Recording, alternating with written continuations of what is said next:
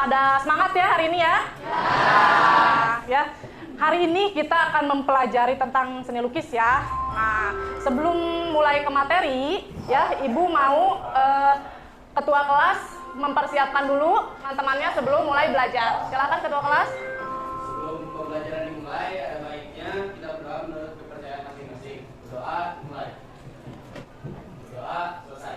Ini Ibu periksa dulu absennya ya, presensinya. Hari ini siapa aja yang nggak masuk? Vanessa. Oke. Nah, hari ini ya kita akan mempelajari tentang seni lukis ya.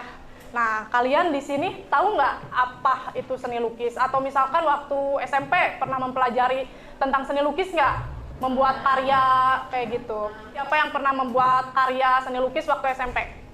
Oke. Nah, Aku pernah bikin karya batik ya. Nah, oke. Batik itu kita akan ada korelasinya untuk materi kita hari ini ya, gitu. Selain batik sama siluet, ada lagi yang bikin karya selain itu? Bikin kupu-kupu. Oh iya, itu betul ya. Bagus ya. Kalian udah sebelumnya udah membuat karya ya. Tahu nggak manfaat dari berkarya seni rupa? Apa manfaat buat kalian nih selama 3 tahun ini? Kalian apalagi sebentar lagi kan udah mau lulus ya. Kalian mendapatkan manfaat nggak dari pembelajaran seni rupa? Coba. Boleh? Oke, buat relaksasi ya. Jadi setelah penat mungkin mempelajari mata pelajaran yang lain, tapi menjadi juga relaksasi ya, gitu. Ada lagi? Oke, yang kedua itu sebagai media mengekspresikan diri ya, betul. Oke. Mengasah kreativitas juga ya, mengasah otak, selain otak kiri, otak kanan juga. Di sini udah ada tentang seni lukis ya. Tujuan pembelajaran untuk hari ini itu adalah yang pertama menafsirkan unsur dalam berkarya seni lukis. Yang kedua itu mengevaluasi prinsip dalam berkarya seni lukis. Yang ketiga mengevaluasi bahan dalam berkarya seni lukis. Dan yang terakhir menganalisis teknik dalam berkarya seni lukis. Untuk metode pembelajaran dan teknik penilaiannya ini ada 2 ya. Ada diskusi kelompok ya. Ibu hari ini akan membagi kalian menjadi 6 kelompok. Nah, terus akan ada juga penugasan LKPD. Nah, itu untuk metode pembelajarannya. Nah, untuk teknik penilaiannya itu yang pertama ada sikap ya. Tentunya kalian harus selain berkarya seni rupa, kalian juga harus memiliki sikap yang baik ya selama di kelas, yang santun gitu, yang aktif. Nah, yang kedua ini keaktifan bertanya seperti tadi, keaktifan mengemukakan pendapat seperti tadi ya. Dan yang ketiga itu penugasan LKPD. Jadi Ibu akan menilai apa saja yang ada di dalam LKPD. Ada yang tahu ini lukisan apa? Mona Lisa ya. Mona Lisa ini dibuat oleh Leonardo da Vinci pada tahun 1503 sampai 1519. Dan dilakukannya itu proses melukisnya itu dalam jangka waktu setahun ya. Waktu yang lama atau waktu yang sebentar itu? Ya. Ini yang kedua. Ada yang tahu nggak? Ini juga lukisan yang sangat-sangat terkenal. The Scream. Betul, The Scream ya. Scream ini dibuatnya oleh Edward Munch dan diselesaikan pada tahun 1893. Yang terakhir ya, ini salah satu lukisan terkenal yang sempat jadi film ya, filmnya Iqbal ya. Nah, ini lukisannya, judulnya apa? Coba. Judul lukisannya? Penangkapan Raden Saleh ditangkap. Apa? Coba, ini apa? Diponegoro, betul. Sok lebih lengkapnya lagi apa? Penangkapan Pangeran Diponegoro, betul sekali. Yang membuat lukisan ini siapa? Raden Saleh, bukan penangkapan Raden Saleh ya. Lukisan ini dibuat oleh Raden Saleh, dibuatnya pada tahun 1857 ya. Jadi bukan waktu yang sebentar, ini waktu yang lama. Setelah tadi kalian mengetahui atau melihat salah satu lukisan-lukisan terkenal, terus kebanyakan dari sini udah pada hafal ya, udah pada tahu juga tentang lukisan-lukisan terkenal. Nah, ini Ibu hanya mereview tentang tentang pengetahuan yang sebelumnya itu tentang unsur seni rupa ya. Unsur seni rupa itu ada 8. Yang pertama itu titik, garis, bidang, bentuk, ruang, warna, tekstur, dan gelap terang. Itu pernah kalian pelajari di kelas 11 gitu. Nah, untuk unsur dan untuk prinsip juga ya, di sini ada perspektif, ada proporsi, komposisi, dan gelap terang. Itu juga pernah kita pelajari di kelas 11. Nah, Oke, kita masuk ke alat dan bahan nih. Apa saja alat dan bahan yang digunakan dalam pembuatan seni lukis? Coba, boleh. Kuas, cat, medianya kanvas atau kertas. Oke, ada lagi yang mau menambahkan medianya? Palet, oke. Nah, pensil warna bisa ya, gitu. Pensil warna dan untuk media sendiri ya, tidak hanya kanvas saja ya, bisa di tembok. Kalau di tembok itu namanya apa? Mural, betul. Kalau misalkan di kain, batik, betul. Terus ada juga yang di kayu ya, bisa di kayu. Terus bisa juga di mana lagi? Ada yang bisa kasih contoh lagi? Di kulit, betul, di kulit disebutnya tato ya. Itu juga salah satu masuk ke dalam seni ya, seni lukis juga. Jadi media itu sebetulnya banyak sekali ya. Nah, mungkin untuk minggu depan kalian kita masih awal, kita akan menggunakan kertas dulu gitu. Teknik dalam melukis itu sebetulnya ada banyak ya. Kalau misalkan kalian googling itu banyak sekali tekniknya, tapi Ibu masukkan beberapa yang hanya terkenal aja seperti itu. Nah, di sini ada teknik akuarel ya. Di sini teknik akuarel itu apa? Ada yang tahu? Ya. Menggunakan cat air tapi kuasanya tipis ya, betul, itu akuarel. Nah, untuk plakat kebalikannya akuarel. Oke ya, menggunakan sapuan yang tebal, betul.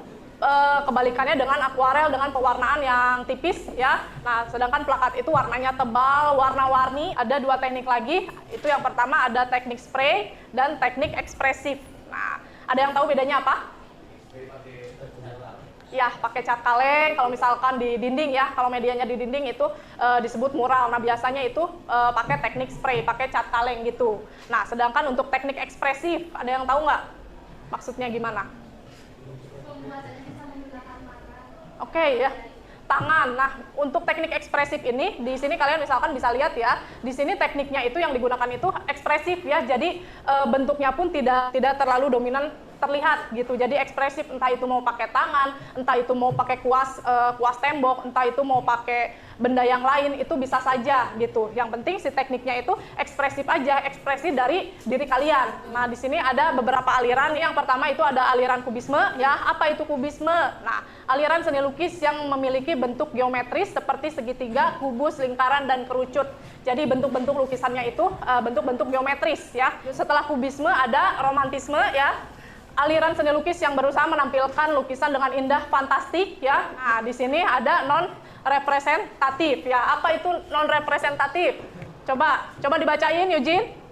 Suatu bentuk yang sulit dikenal, bentuk dasar gayanya sudah meninggalkan bentuk aslinya dan pada prinsipnya lebih menekankan pada unsur-unsur formal, struktur, unsur rupa, dan prinsip estetik. Oke, nah itu yang dimaksud dengan non representatif atau bisa disebut juga dengan abstrak ya. Kalau misalkan kalian lihat nih karyanya, nih kalian belum tentu ngerti sama si karyanya. Itu yang dimaksud dengan non representatif. Nah, surrealis itu adalah aliran yang erat hubungannya dengan dunia fantasi ya. Jadi dunia-dunia tentang mimpi itu dimaksud dengan surrealis. Jadi kalian tidak perlu dipahami dunia mimpi, dunia hayal ya. Itu dimaksud dengan surrealis. Nih, ada yang tahu ini lukisan siapa?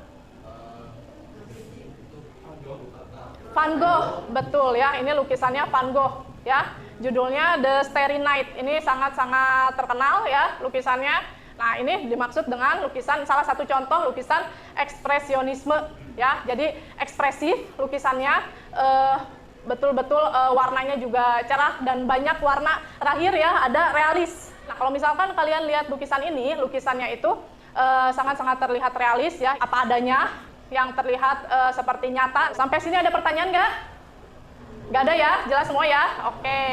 Ini Ibu akan memperlihatkan salah satu LKPD yang hari ini kalian buat tentang seni lukis ya. Nanti kalian di sini membuat kelasnya 12 IPA 6. Di sini anggota kelompoknya silahkan nanti ditulis di dalam LKPD-nya.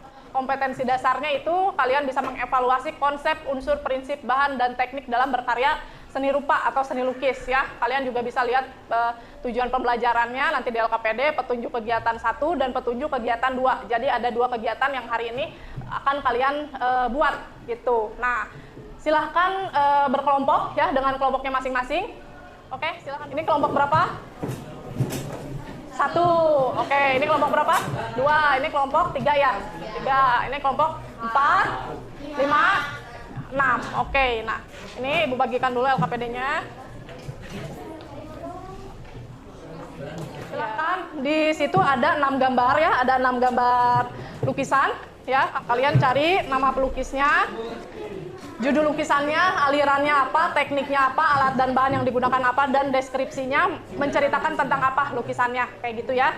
Nah, silakan dikerjakan, silakan boleh mencari lewat internet juga nggak masalah. Silakan berunding dengan kelompoknya.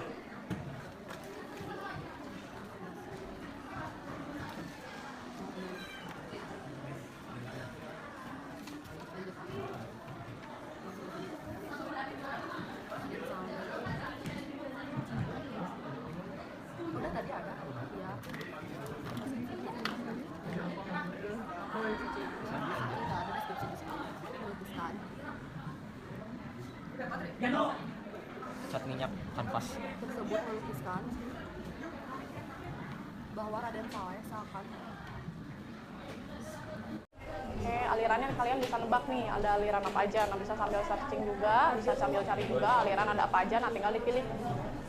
Ini kalau misalkan mau boleh, bisa masukin aja. Boleh, masukin aja. Kan macam-macam tuh, nanti lihat ada teknik apa aja. Oke, udah sampai mana? Oh, gitu. Nah, lengkapi aja salah satu. Iya, menceritakan lukisan ini tentang apa. Nah, itu yang dimaksud dengan deskripsi. Kalian sudah menyelesaikan ya, menyelesaikan LKPD dengan sangat baik.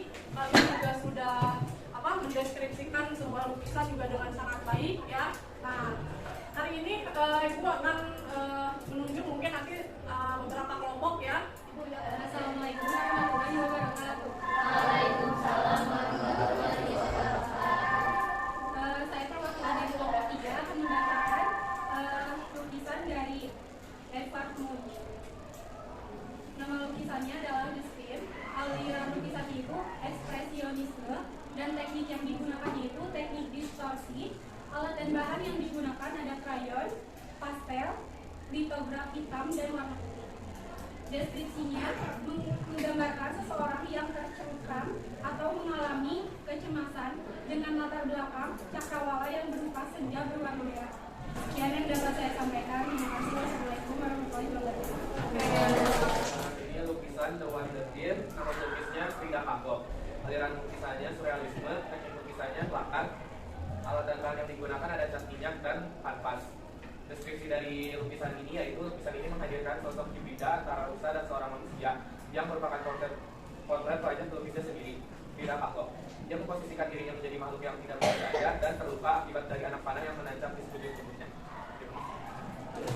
Karena kalian sudah melakukan kegiatan atau diskusi kelompok dengan sangat baik ya. Presentasi juga semua kelompok Ibu rasa sudah sangat baik mempresentasikan dari salah satu karya yang ada di dalam LKPD ini ya. Nah, kita udah sampai ke tahap akhir ya. Nah, untuk minggu depan itu kita akan membuat mind mapping ya. Peralatannya silahkan dibawa untuk minggu depan.